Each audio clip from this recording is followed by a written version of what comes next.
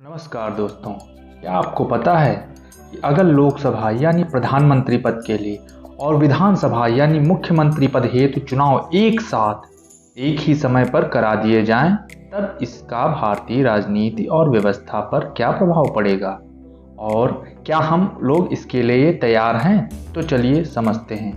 अभी हाल ही में केंद्र सरकार ने एक राष्ट्र एक चुनाव की संभावना तलाशने के लिए पूर्व राष्ट्रपति रामनाथ कोविंद की अध्यक्षता में एक 8 सदस्यीय कमेटी गठित की।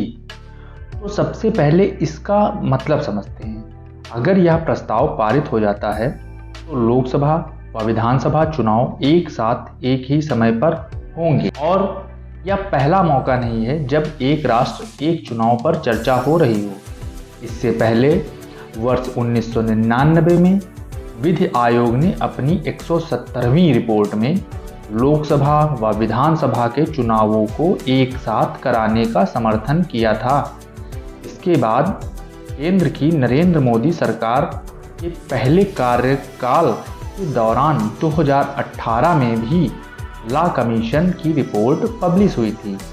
उसमें भी कहा गया था कि एक राष्ट्र एक चुनाव देश के लिए प्रशासनिक, आर्थिक और सामाजिक विकास के लिए सही रहेंगे।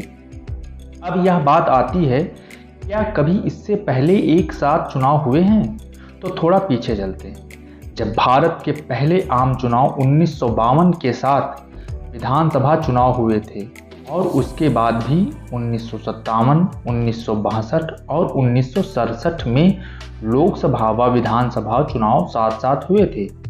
अब सवाल उठता है, बाद में ऐसा क्या हुआ कि अलग अलग चुनाव होने लगे? दरअसल इंदिरा गांधी के प्रधानमंत्री बनने के बाद से कई राज्यों में धारा 356 का बहुतायत इस्तेमाल बढ़ने लगा, जिससे उन राज्यों में पुनः मतदान की जरूरत होने लगी और इसके बाद चुनाव व्यवस्था भी बदल गई, जो आज तक जारी है। इन देशों में ऐसे चुनाव होते हैं। दुनिया के कई देश हैं जहां सभी चुनाव एक साथ होते हैं। इनमें जर्मनी, हंगरी, दक्षिण अफ्रीका, इंडोनेशिया, स्पेन, पोलैंड इत्यादि शामिल हैं और अभी अभी एक नया देश स्वीडन भी इस सूची में जुड़ा है। इसका भारत पर क्या प्रभाव होगा? 2018 में बने लॉ कमीशन के अनुसार साथ में चुनाव से सार्वजनिक धन और समय की बचत होगी, सुरक्षा बल पर बोझ कम पड़ेगा, मतदाताओं की संख्या भी बढ़ेगी।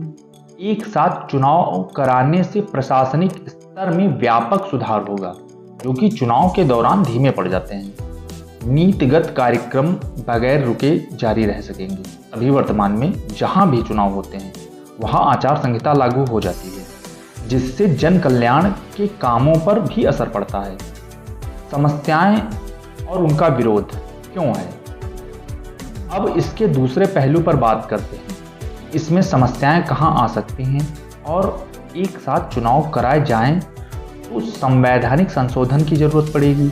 इसके अलावा ईवीएम, वीवीपैट की संख्या दोगुनी करनी होगी व इनकी सुरक्षा भी बड़ी चुनौती होगी।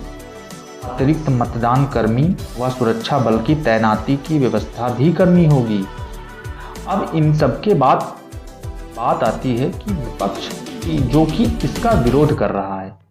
विपक्ष के अनुसार यह बदलाव असंवैधानिक है और भारतीय संघवाद के खिलाफ है, लेकिन ये समझ नहीं आ रहा कि कैसे।